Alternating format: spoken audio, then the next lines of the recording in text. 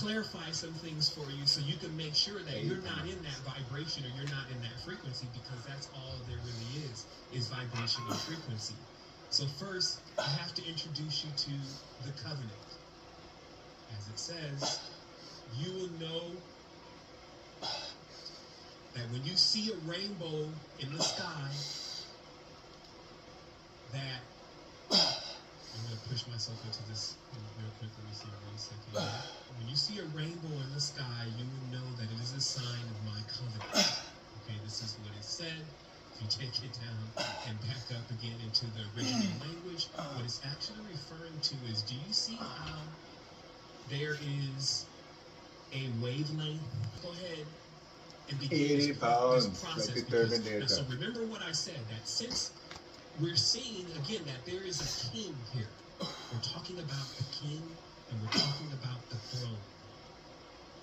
And we're saying that I believe personally that there is an old king. And it's because hundreds of thousands, if not millions, if not countless more, have seemed to pledge their allegiance to this entity.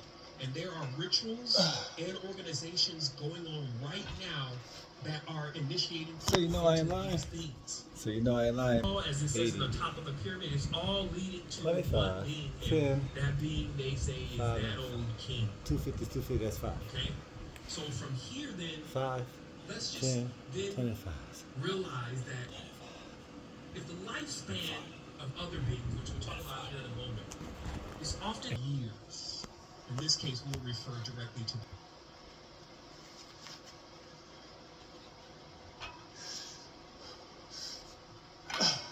I know some of y'all was like, that's not fast enough. You're not moving fast enough. If you don't really come on with this right now and get crunk, you know, you're talking all slow. That's not the temper that I'm looking for. He better get crunk right away. I hope the trainer started running, because that is the whole energy, right? Sometimes it's like, yo, I want to go fast.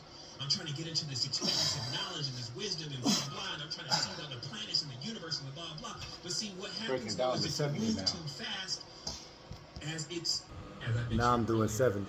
that about us making sure 70. that we stay on point with 25, vibration to make 10, sure that we begin 35, to create 35, paths 70. where all these spirits. Do you know what I mean? Like, this whole thing with being human is like, you know, we're just kind of plodding through all these realities and creating things that's even violating stuff in other spaces. And then when we piss it off, the first thing we want to say is, it's a demon. And then we want to go and exercise it and get rid of it. But what I'm trying to explain to you is that even when they're saying that this being was created from smokeless fire, what they were actually saying in those texts is that these beings are created from electricity. Because in that context, that word for smokeless fire is actually our word for electricity. And this is where this whole thing with the L's came from, E-L, and the electron. That their world was a world of non-manifestation. So let's get into this. I'm dialing in, like I'm still on board myself personally. I'm like, yo, let me wipe myself down. Let me get a drink. One manifestation. Because the word manifestation itself is actually a hint and a clue of telling you that nothing comes into manifestation without the use of man. In man, as you notice, that woman's name has man in it too. And it's very specific about in the Sumerian text how in which woman, also in the Christian text known as Eve, in the Greek text known as Pandora, actually created what they saw was not only the beginning of the birth pains and some of the sorrows on the space, but a point where things began. And what this is about is this is about, in this case specifically in the Sumerian text, it is Minti. Okay, they're in the Sumerian text, which actually do predate the Kemetic text, now that I completely authenticated where these stories are coming from and who is replicating the stories. Because see, the king moved to Kemet, is right next door. That whole area, the Lagash, all these areas are all really the same space. Right? They're very close together. So the kings were migrating, but the rights of becoming a king, as I mentioned before, the rites of Memphis. 8 goddesses Now, that actually it's perform just the 50. same rites that are performed. Pull my screen here so I can read it.